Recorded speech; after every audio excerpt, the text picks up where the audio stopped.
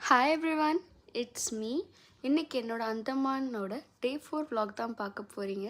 Early morning ஒரு 3 AM போல் பயோலுமினசன்ஸ் கயாக்கிங்க்கு கிளம்பிட்டோம்.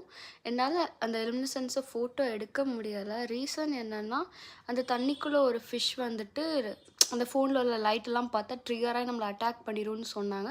So நான் ஃபோன் எடுக்கிறதே அவாய்ட் பண்ணிட்டேன். கொஞ்சம் சன்ரைஸ் ஆனதுக்கப்புறம் தான் நான் வந்து ஃபோன் எடுக்க ஆரம்பித்தேன். அப்புறம் அதை பார்த்துட்டு டேரெக்டாக அப்படியே கயாக்கிங் பண்ணிக்கிட்டே சன்ரைஸ் இருக்கிற லொக்கேஷனை நோக்கி போக ஆரம்பிச்சிட்டோம்.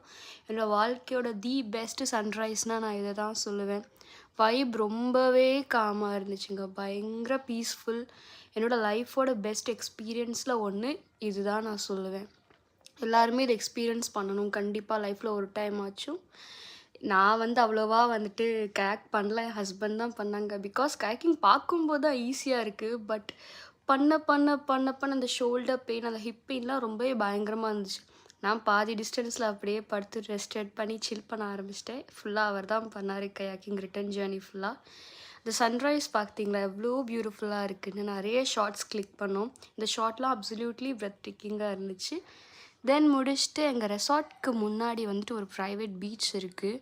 எங்கள் ரெசார்ட், நாங்கள் தங்கியிருந்த ரெசார்ட் பேர் வந்து இஃப்டிஷா, இது இல்லை. அந்த ரெசார்ட்காரங்க கிட்ட பெர்மிஷன் கேட்டுட்டு நாங்கள் அந்த ப்ரைவேட் பீச் ஆக்சஸ் பண்ணோம்.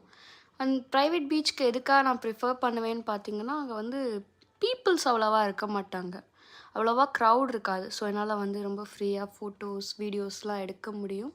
எனக்கு அந்த மாதிரி இருக்கிறது தான் பிடிக்கும். எனக்கு க்ரௌடட் பிளேசஸ் வந்து அவ்வளோவா பிடிக்காது. தென் நாங்கள் வந்து ஹேவ்லாக்கில் வந்து நீலுக்கு கிளம்பிட்டோம். நாட்டிக்கா தான் ரிட்டர்ன் ஜேர்னி புக் பண்ணியிருந்தோம். Stay tune for part 2. நீலில் என்னெல்லாம் பண்ணோன்னு பார்க்கலாம். Bye bye.